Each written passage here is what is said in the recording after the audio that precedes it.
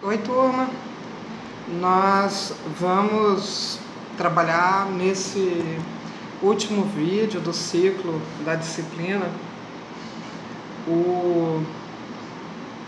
algumas temáticas que envolvem as cartas paulinas. Nós trabalhamos ao longo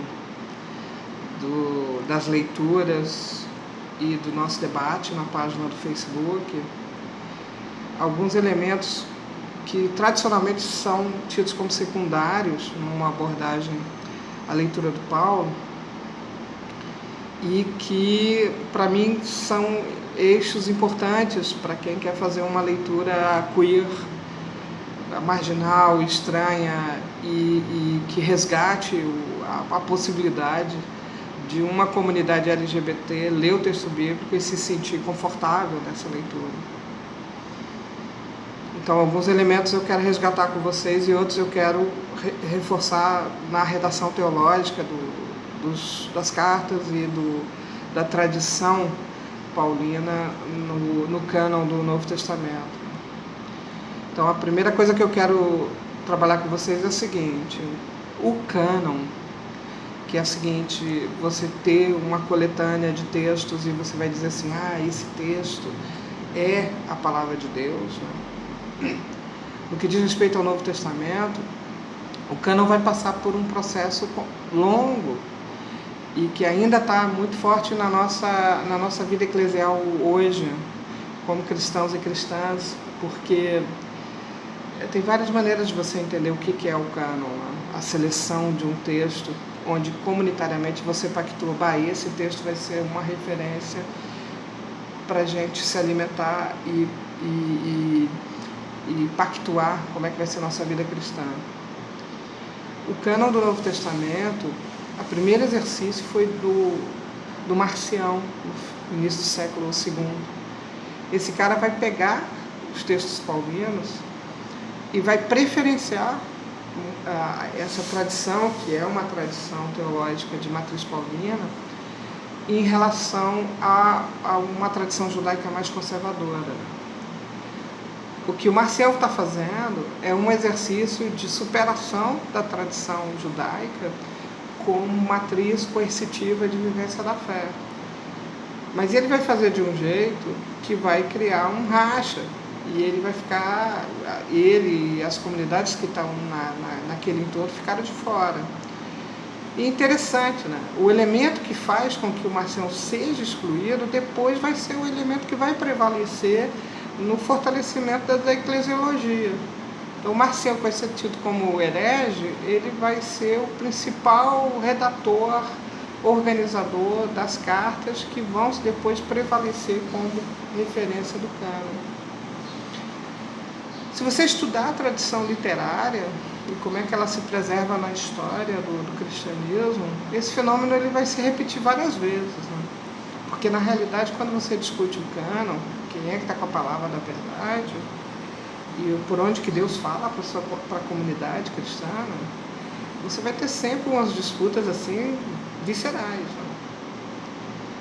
Então, a gente tem que estabelecer alguns critérios de como é que você lê o texto para que você não esteja cometendo erros de massacre das pessoas em nome dessa disputa do que é ou do que não é a vontade de Deus, a palavra de Deus, quando você lê os textos.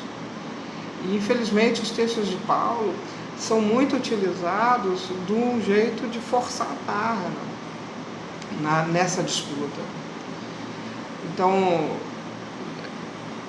no primeiro século, logo ali no início da tradição cristã, havia um predomínio muito forte de um linguajar mais apocalíptico, né?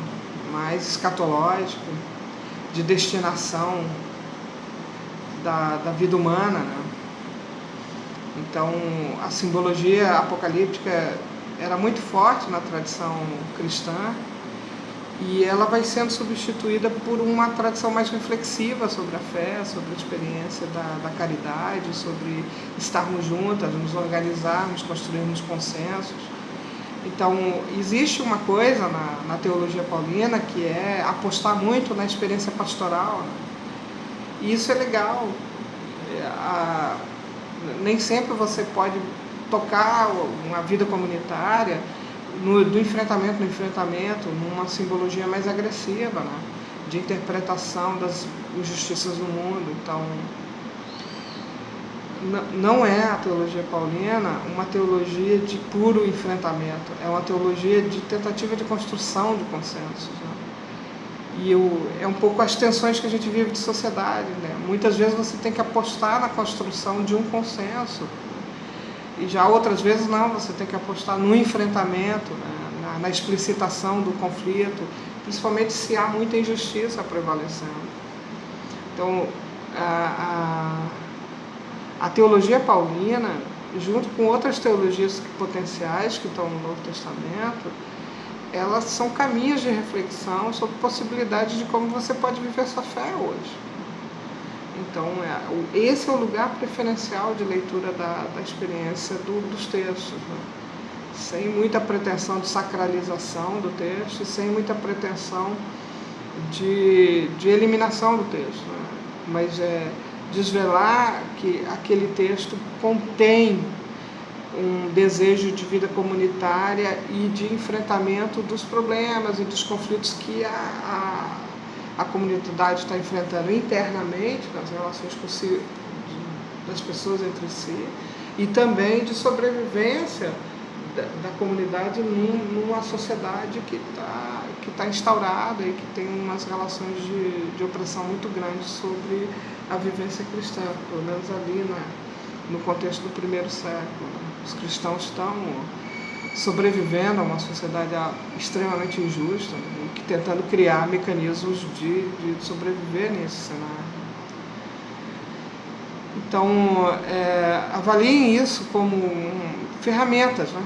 Todos esses vídeos são ferramentas para, quando você lê o texto, você ser mais cuidadoso na maneira como você manipula o texto para falar da experiência da fé, né? Era isso. Bons estudos. Vamos em frente.